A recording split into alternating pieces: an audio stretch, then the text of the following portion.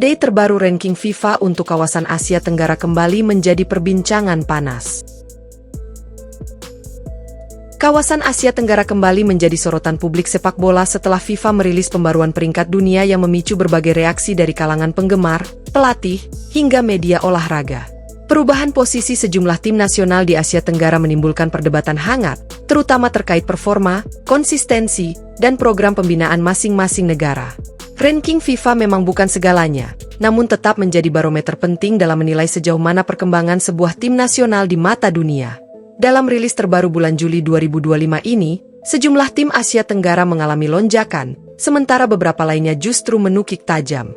Tak pelak, publik pun kembali mempertanyakan arah kebijakan federasi dan efektivitas program yang dijalankan. Indonesia melesat, Thailand stabil, Malaysia kian tertinggal. Indonesia mencuri perhatian besar dengan kenaikan signifikan dalam ranking FIFA. Setelah hasil positif di putaran ketiga kualifikasi Piala Dunia 2026 dan performa solid di sejumlah laga persahabatan, tim Garuda kini bertengger di posisi 100 dunia, naik 6 tingkat dari posisi sebelumnya. Pencapaian ini membuat Indonesia menjadi negara dengan peringkat tertinggi kedua di Asia Tenggara, hanya terpaut sedikit dari Thailand yang tetap stabil di posisi 99 dunia. Konsistensi skuad Gajah Perang patut diacungi jempol, meski tidak mencatat lonjakan mencolok. Mereka tetap menjadi poros kekuatan di kawasan ini dengan gaya bermain modern dan pemain-pemain muda yang matang secara sistematis. Namun, situasi berbeda dialami oleh Malaysia. Tim Harimau Malaya justru menurun ke posisi 131 dunia, turun 4 tingkat dibandingkan sebelumnya. Kinerja buruk di turnamen terakhir, ditambah dengan masalah internal seperti tunggakan gaji pemain, pemecatan pelatih, hingga konflik seputar pemain naturalisasi membuat Federasi Malaysia, FAM, kembali menjadi bulan-bulanan kritik. Vietnam tertinggal, Filipina dan Myanmar terpuruk.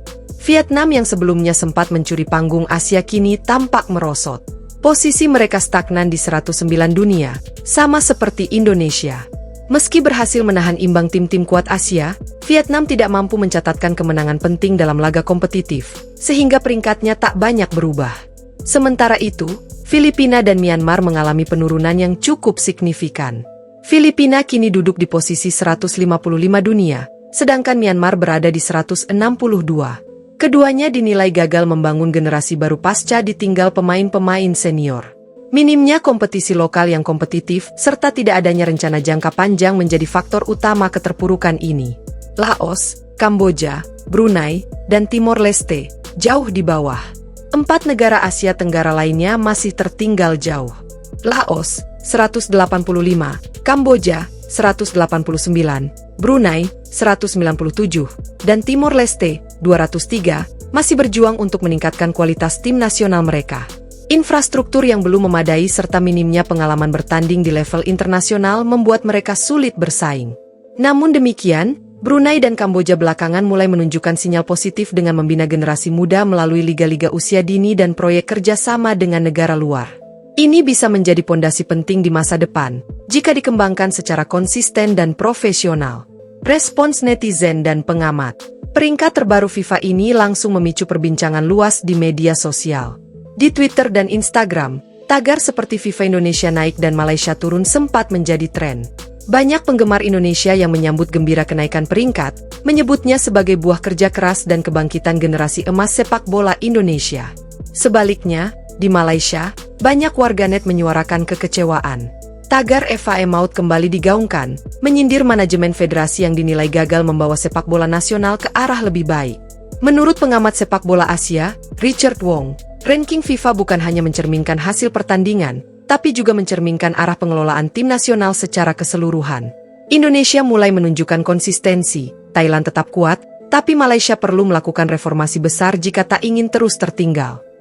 Penutup, siapa akan jadi Raja ASEAN? Dengan persaingan yang semakin ketat dan peta kekuatan yang mulai bergeser, kawasan Asia Tenggara diprediksi akan menjadi medan persaingan panas dalam beberapa tahun ke depan. Indonesia dan Thailand tampaknya menjadi dua kutub kekuatan utama, sementara negara-negara lain seperti Vietnam dan Malaysia harus segera berbenah. Ranking FIFA hanyalah angka, tapi angka itu kini menjadi cermin yang menunjukkan siapa yang sedang bangkit dan siapa yang tengah terpuruk. Pertanyaannya sekarang, siapa yang akan jadi Raja Asia Tenggara di tahun-tahun mendatang? Jawabannya mungkin akan segera terungkap di babak selanjutnya kualifikasi Piala Dunia 202.